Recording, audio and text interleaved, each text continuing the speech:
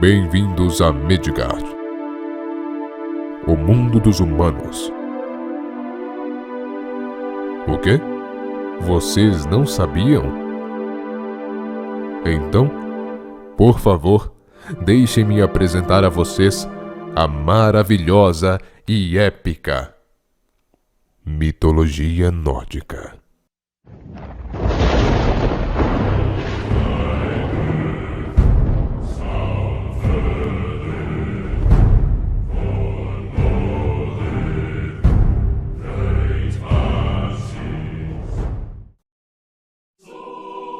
Os filhos de Loki. Loki era bonito e tinha plena consciência disso. Todos queriam gostar dele, acreditar em sua conversa, mas o melhor que se podia dizer a seu respeito é que ele era irresponsável e autocentrado. E pior, que era perverso e maligno. Loki desposou uma deusa chamada Sigyn, que era feliz e bela quando Loki a cortejou e eles se casaram, mas que depois disso sempre parecia aguardar más notícias. Sigyn lhe deu um filho, Narvi, e outro pouco depois, Vali.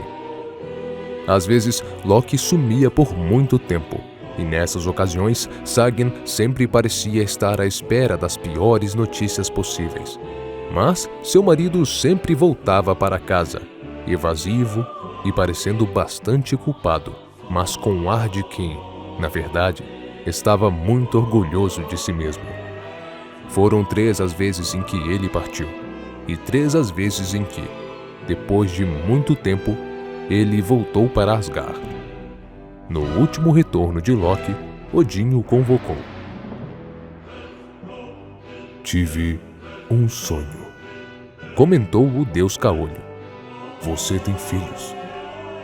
"Eu tenho um filho, Narvi.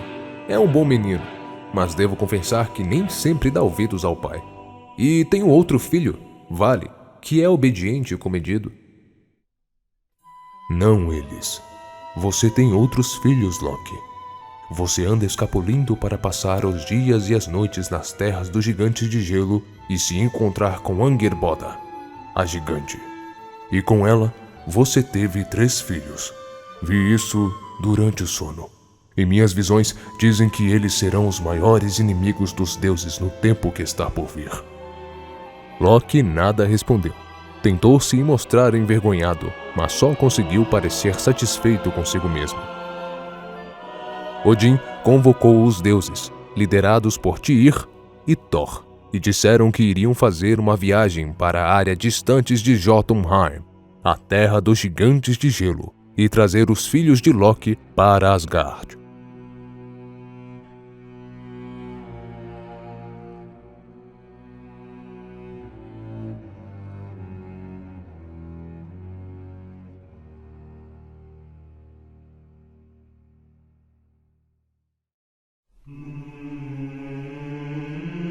Os deuses viajaram para Jotunheim, onde encontraram inúmeros perigos até chegar à fortaleza de Angrboda. A gigante não os esperava e deixara os filhos brincando sozinhos no grande salão. Os deuses ficaram chocados quando se depararam com os filhos de Loki e Angrboda, mas não se detiveram. Capturaram as crianças, levando consigo a mais velha entre eles, presa ao tronco nu de um pinheiro. Amordaçaram a segunda e passaram uma corda em torno de seu pescoço, feito uma coleira. E a terceira caminhava junto a eles, sombria, perturbadora. Aqueles que avançavam à direita da terceira criança viam uma bela moça, enquanto os da esquerda desviavam o olhar, pois viam uma garota morta, com a pele e a carne negras e pútridas.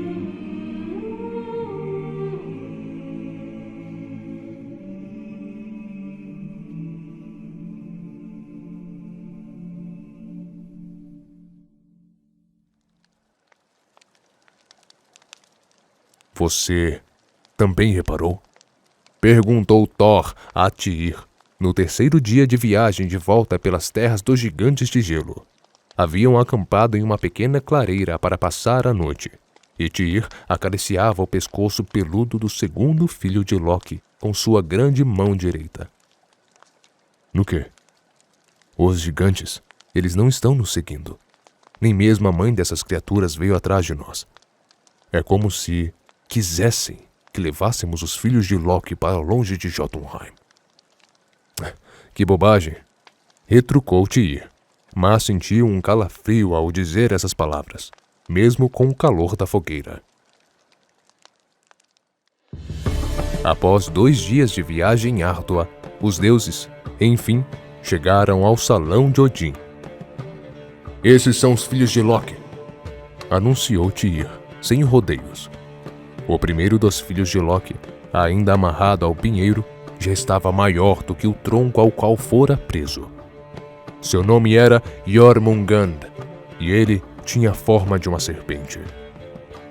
Ele cresceu muito durante os dias em que viajamos para cá, explicou Tyr. Tenham cuidado, alertou Thor. Ele cospe um veneno negro nocivo. A serpente cuspiu esse veneno em mim, mas errou. Por isso amarramos sua cabeça à árvore desse jeito. É uma criança, observou Odin. Ainda está em fase de crescimento. Vamos mandá-la para onde não possa machucar ninguém. Odin levou a serpente para a beira do mar, além de todas as terras. O mar que circunda Midgard. Bem ali, na orla, libertou Jormungand e observou enquanto a criatura deslizava e mergulhava sob as ondas, serpenteando para longe.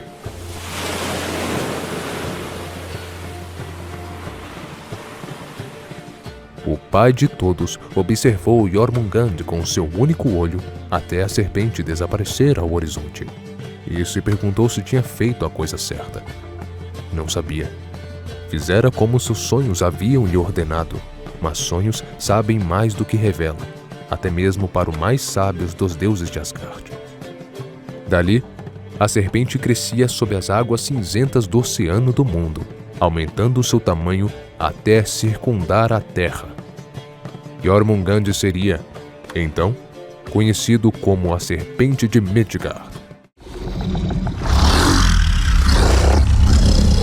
What is it saying?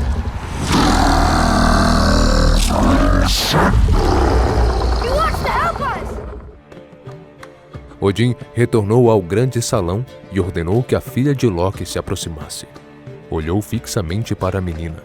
Do lado direito do rosto, a face era branca e rosada. O olho do mesmo tom de verde dos de Loki. Os lábios cheios e carmesins.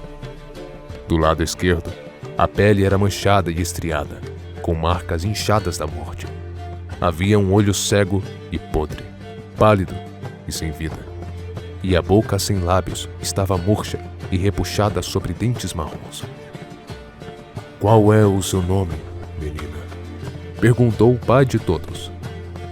Se o nome for do seu agrado, pai de todos, me chamam de Hel. Uma criança educada, observou Odin. Preciso reconhecer. Hel não respondeu, apenas o encarou com seu único olho verde, penetrante como uma lasca de gelo, e com seu olho branco, embotado, destruído e morto. Odin não viu medo nela. Você está viva? Ou é um cadáver? Eu sou apenas eu mesma, Hel, filha de Angerboda e de Loki, e gosto mais dos mortos. São mais simples e falam comigo com deferência. Os vivos me olham com repulsa. Odin contemplou a garota. Então se lembrou dos sonhos e disse: Esta criança governará o lugar mais profundo de todos os lugares sombrios e governará os mortos de todos os 9 mundos. Ela será a rainha das almas miseráveis que morrem de mortes indignas, de doença ou velhice, de acidentes ou no parto. Guerreiros mortos em batalha sempre virão para nós, para Valhalla. Mas os que morrem em outras mortes serão seus súditos, para servi-la na escuridão. Pela primeira vez desde que fora tirada da mãe, a jovem Hel abriu um sorriso com sua meia boca. Odin levou Hel para o submundo, para o mundo sem luz, e lhe mostrou o salão imenso na qual ela receberia seus súditos. Então, ficou olhando enquanto ela nomeava suas posses. "Chamarei o meu prato de fome", anunciou a jovem. Então, pegou uma faca. "A esta faca dou o nome de inanição, e a minha cama é preocupação." Com isso, estava resolvido o problema de 2 dos filhos de Loki com Angrboda. Um habitava o oceano, outra, a escuridão sob a terra. Mas o que fazer com o terceiro?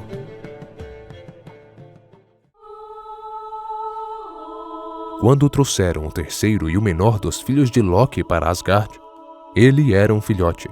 E Tyr acariciou seu pescoço e sua cabeça e brincou com ele depois de remover a mordaça.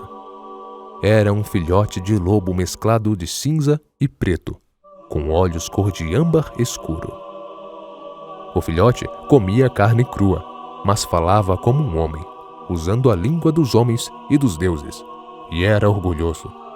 A pequena fera se chamava Fenrir. Fenrir também crescia depressa. Um dia, estava do tamanho de um lobo adulto. No dia seguinte, do tamanho de um urso das cavernas. Então, ficou do tamanho de um grande alce. Os deuses ficaram intimidados, todos menos Tyr, que ainda brincava e se divertia com Fenrir. E sozinho alimentava o lobo com carne todos os dias. E a cada dia, a fera comia mais que no anterior. E a cada dia, Fenrir crescia e se tornava mais forte e feroz. Era com maus presságios que Odin via a criança lobo crescer, pois em seus sonhos, Fenrir estava presente no fim de tudo, e as últimas coisas que Odin vira em muitos sonhos sobre o futuro eram os olhos cor de topázio e os dentes brancos e afiados do lobo. Os deuses se reuniram no conselho e, nessa reunião, decidiram que acorrentariam Fenrir. Forjaram correntes e algemas pesadas nas forjas dos deuses e levaram os grilhões até Fenrir. "Olhe, Fenrir", disseram os deuses, como se sugerissem uma nova brincadeira. "Você cresceu tão rápido, é hora de testar a sua força. Trouxemos as algemas e as correntes mais fortes que existem. Acha que consegue rompê-las?" Acho que sim. Respondeu o lobo Fenrir. Podem me prender. Os deuses envolveram a enorme corrente em torno do lobo e algemaram suas patas. Fenrir esperou, imóvel. Os deuses trocaram sorrisos enquanto acorrentavam um lobo enorme. "Agora!" Fenrir fez força, contraindo os músculos das patas, e os elos da corrente arrebentaram como gravetos secos. Rompi suas correntes. Anunciou. Nunca se esqueçam disso. "Não vamos esquecer", responderam os deuses. No dia seguinte, Tyr foi levar a carne do lobo. Eu rompi as amarras. Comentou Fenrir. Foi fácil. "É verdade", concordou Tyr. Acha que vão me testar outra vez? Eu cresço e fico mais forte a cada dia. "Vão testar sua força novamente. Posso apostar minha mão direita nisso", respondeu Tyr. O lobo ainda estava crescendo e os deuses ocupavam a ferraria, forjando uma nova corrente. Um homem normal não poderia erguer nenhum único elo de tão pesados que eram. O metal da corrente era o mais forte que os deuses tinham conseguido encontrar. Ferro da terra misturado com ferro que caíra do céu. Chamaram a corrente de Dromi. Os deuses levaram Dromi até onde Fenrir dormia. O lobo abriu os olhos. De novo? Se você conseguir escapar desta corrente, será condecorado, e sua força será reconhecida em todos os mundos. Conquistará a glória. Se correntes como estas não puderem detê-lo, é porque sua força é maior do que qualquer deus ou gigante. Ouvindo isso, Fenrir assentiu e examinou a corrente chamada Dromi, que era maior que todas as correntes que já existiram. com elos mais fortes que os mais fortes dos elos. Não há glória sem risco, Afirmou o lobo, após alguns momentos. Acho que posso romper essa corrente. Podem me prender.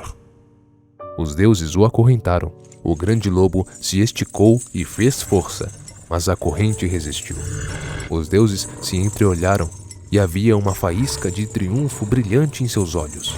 Então o grande lobo começou a se retorcer, a se revirar, a debater as patas e tensionar cada músculo e tendão. Seus olhos brilhavam, seus dentes reluziam, sua boca espumava. Ele rosnava enquanto se retorcia. Lutava com toda a força. Os deuses recuaram por instinto. E ainda bem que fizeram isso, porque um elo rachou e a corrente se quebrou com tamanha violência que os pedaços foram lançados muito longe.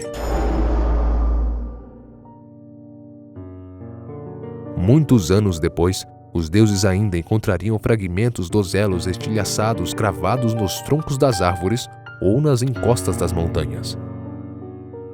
Viva!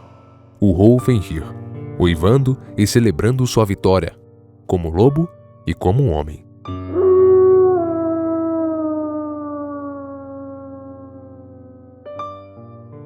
Ele percebeu que os deuses que haviam assistido ao desafio não pareciam alegres com sua vitória, nem mesmo Tyr. Fenrir, filho de Loki, refletiu sobre isso e sobre outras questões. E o lobo crescia, maior e mais faminto a cada dia.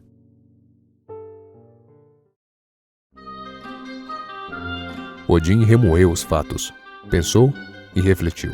Tinha tanto a sabedoria do poço de Mimir, quanto a sabedoria que adquiriu ao se enforcar na árvore do mundo, sacrificando a si próprio.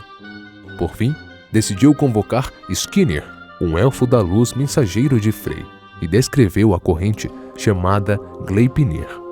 Skirnir montou em seu cavalo e atravessou a ponte arco-íris até Svartalfheim, levando instruções para os anões forjarem uma corrente como nenhum dos mundos viu igual. Os anões ouviram a descrição de Skirnir, estremeceram e deram seu preço. O elfo concordou, como tinha sido instruído por Odin.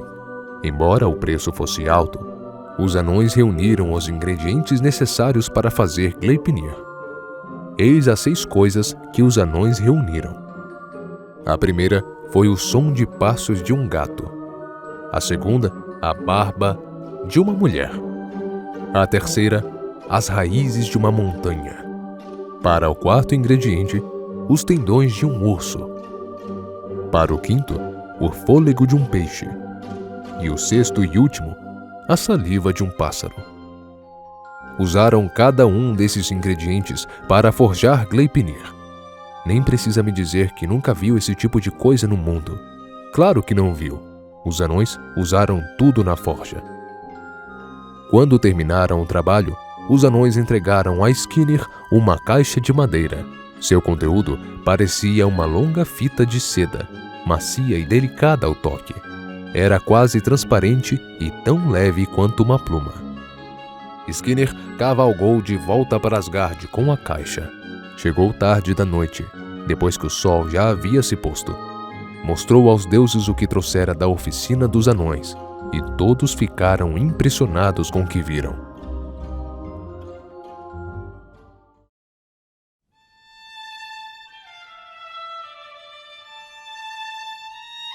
Os deuses se dirigiram às margens do Lago Negro e gritaram por Fenrir. O lobo veio correndo, como um cão ao ser chamado, e os deuses ficaram impressionados com seu tamanho e poder.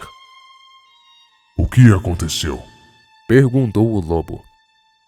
Conseguimos pôr as mãos nas amarras mais fortes que existem. Responderam. Nem você vai conseguir rompê-las.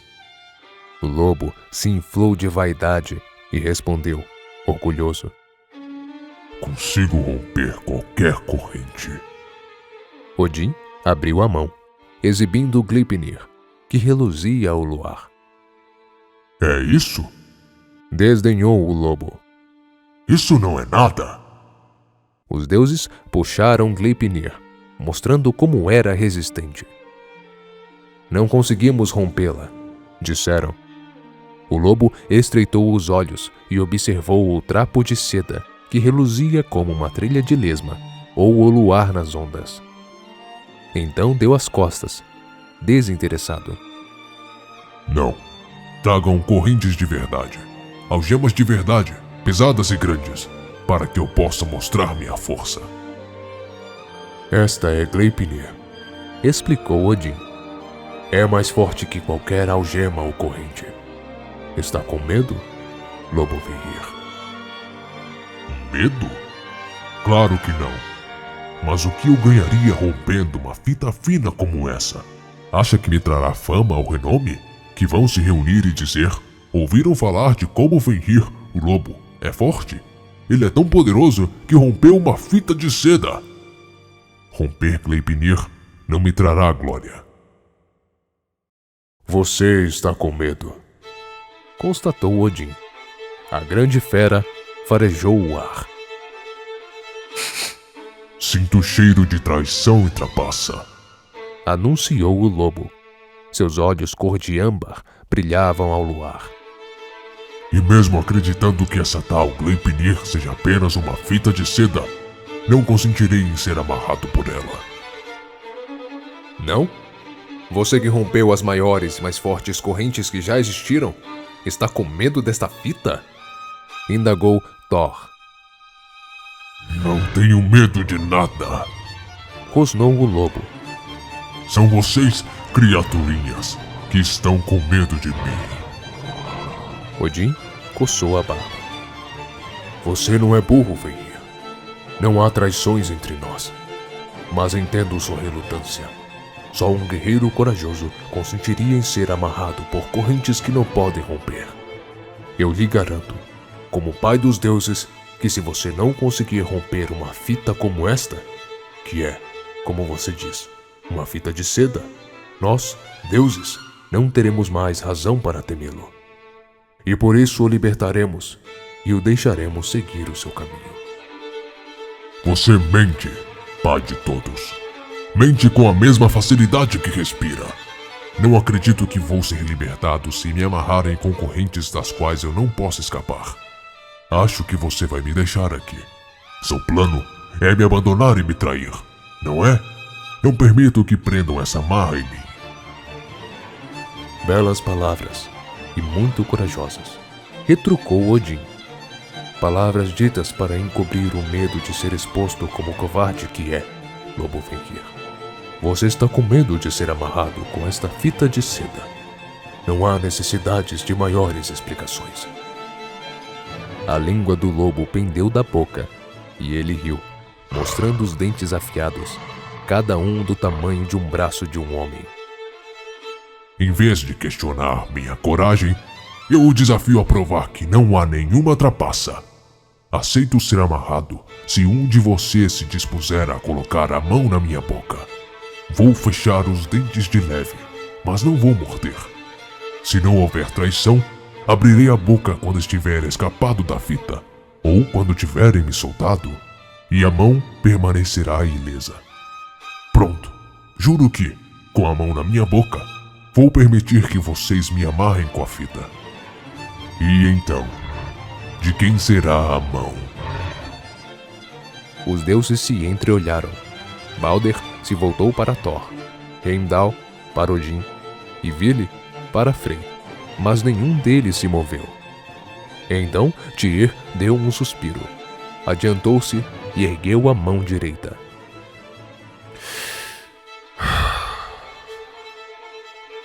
Eu vou botar a mão na sua boca, Fenrir. Fenrir deitou-se de lado, e Tyr pôs a mão direita em sua boca, como fazia quando Fenrir era filhote e os dois brincavam juntos.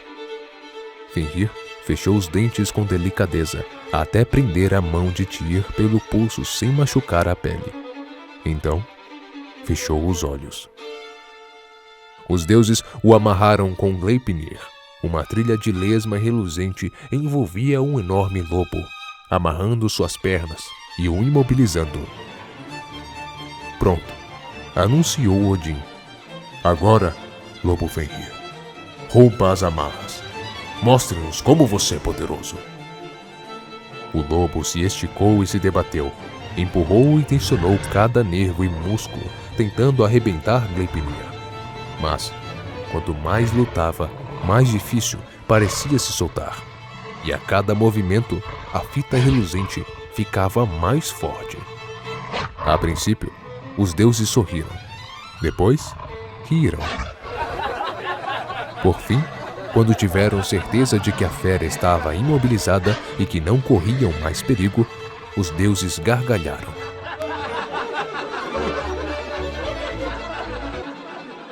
Só Tyr ficou em silêncio. Ele não riu.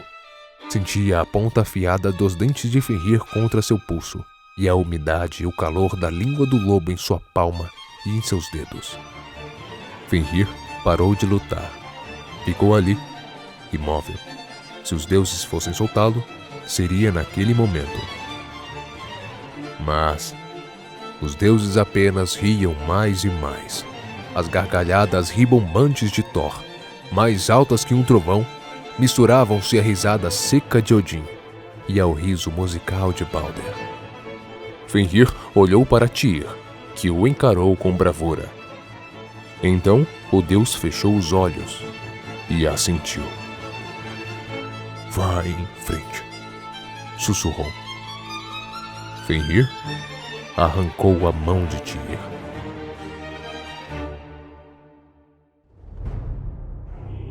O deus não emitiu nenhum som, apenas envolveu o coto da mão direita com a esquerda e apertou com toda a força que tinha, reduzindo o jorro de sangue a um filete. O lobo observou os deuses amarrarem uma das extremidades de Gleipnir a uma pedra tão grande quanto uma montanha, para então aprenderem bem. Depois observou enquanto os deuses pegavam outra rocha e a usavam para martelar a pedra ainda mais fundo na terra, mais fundo do que o mais fundo dos oceanos.